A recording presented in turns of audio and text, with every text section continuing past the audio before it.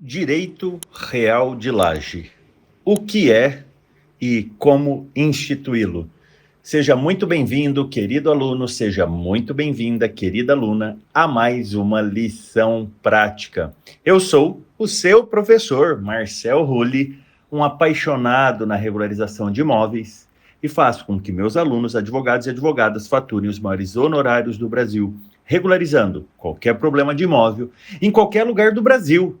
E no Brasil, possuímos 33 milhões de imóveis irregulares, 33 milhões de oportunidades para você, advogado, advogada, regularizar. Vou fazer um desafio aqui, você que está me ouvindo nesse áudio. Manda aí no WhatsApp da sua família, dos seus conhecidos, grupos que você participa, a seguinte frase: Olá, eu sou especialista em regularização de imóveis. Eu escrituro o seu imóvel, te dando segurança e dobrando o valor do seu imóvel. Para mais informações, entre em contato comigo aqui no WhatsApp. Vocês se surpreenderão. Com essa simples mensagem, no primeiro dia, vocês vão responder aí de 10 a 15, 20, 30 dúvidas. E bem provável que dessas 30 gerem aí 3, 5 processos ou procedimentos para você regularizar. Experimenta fazer, querido aluno, querida aluna. Eu sei que você vai se surpreender. Confia em mim. Não duvide, vai lá e faça. Aí tire suas conclusões. Combinado? Vamos para o nosso tema dessa lição prática? Direito de laje. Primeira coisa que vocês têm que ter em mente. O direito de laje está previsto nos artigos 1510-A ao 1510-E do Código Civil. Como eu já disse, é sim um direito real.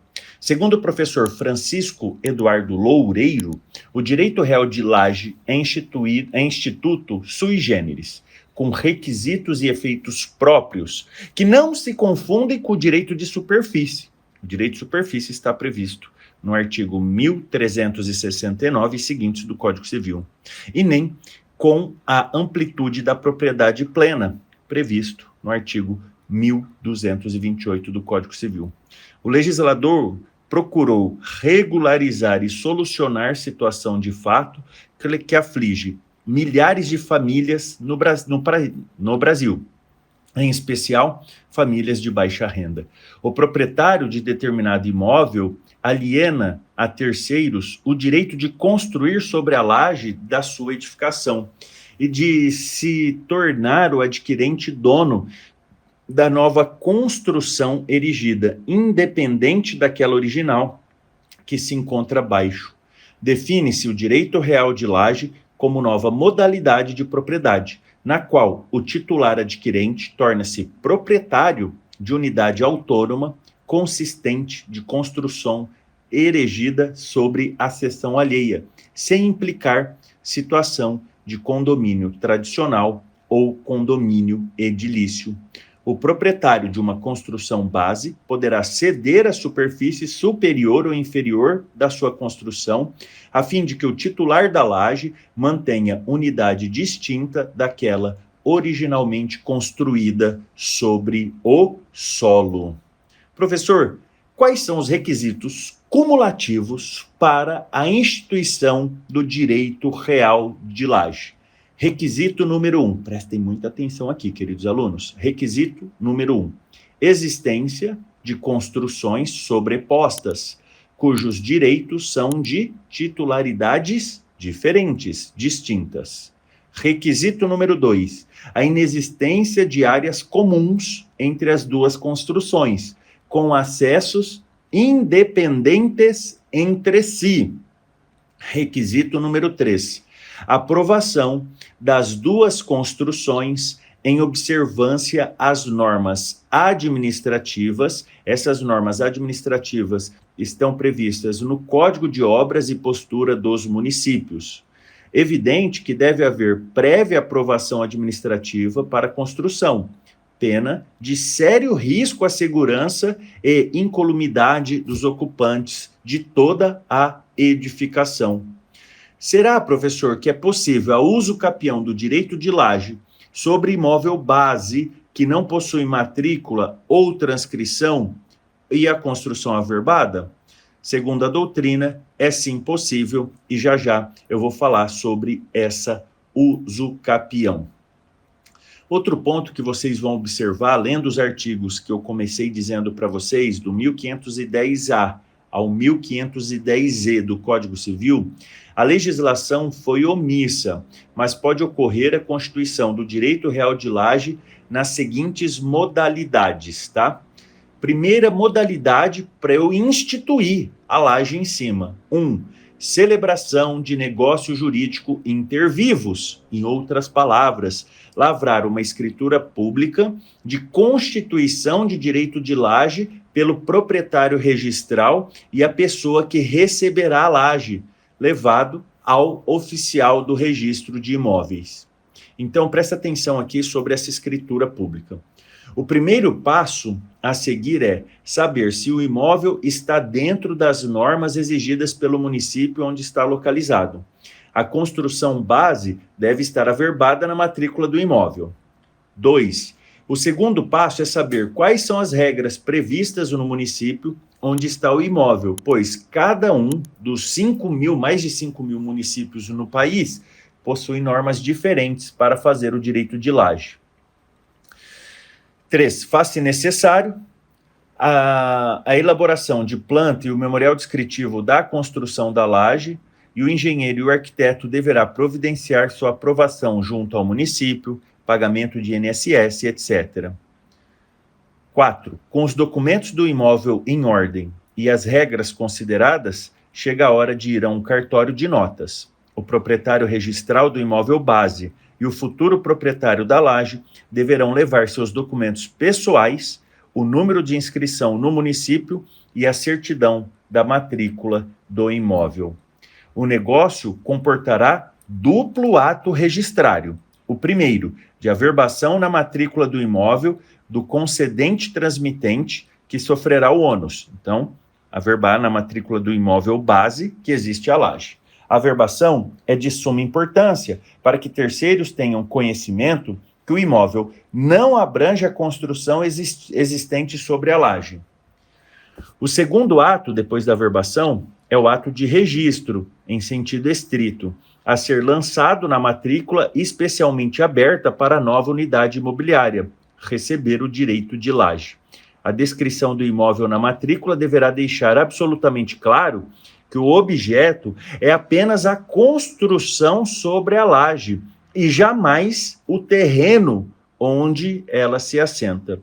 A menção ao terreno terá apenas a finalidade de localização da unidade objeto do direito de laje. Então, a primeira forma de instituir é por escritura pública, seguindo os passos que o professor acabou de ler para vocês.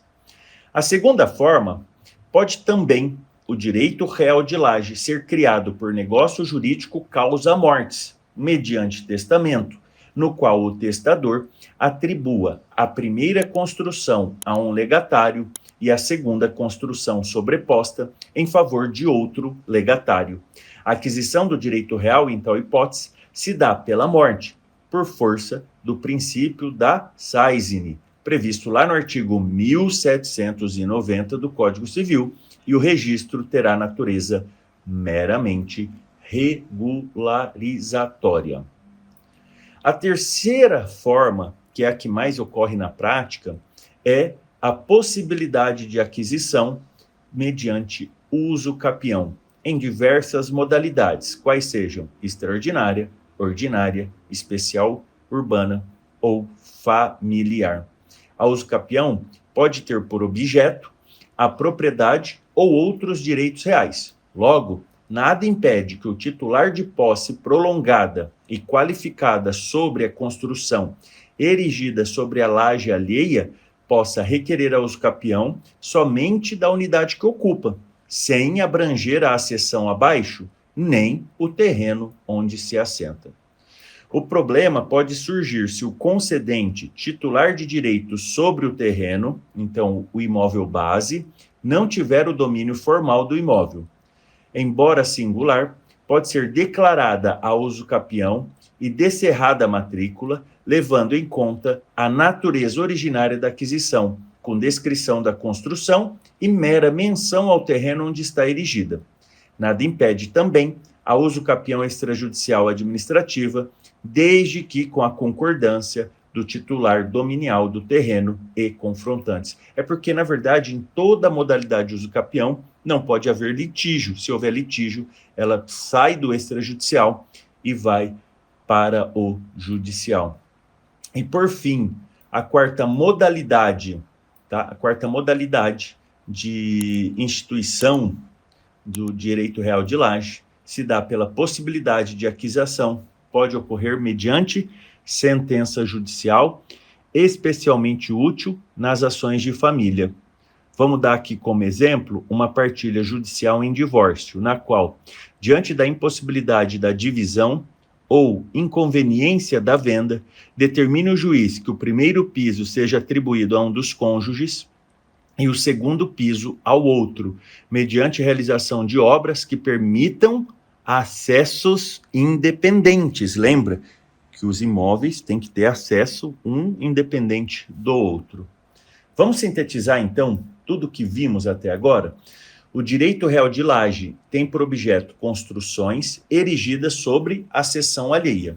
Como foi falado, o concedente deve ser proprietário do terreno e da cessão, para que possa instituir direito real de laje em favor de terceiro, se for aqui se utilizar, obviamente, da escritura pública ou do testamento. O direito real de laje cria unidades imobiliárias autônomas, conferindo propriedade da construção sobreposta ao titular.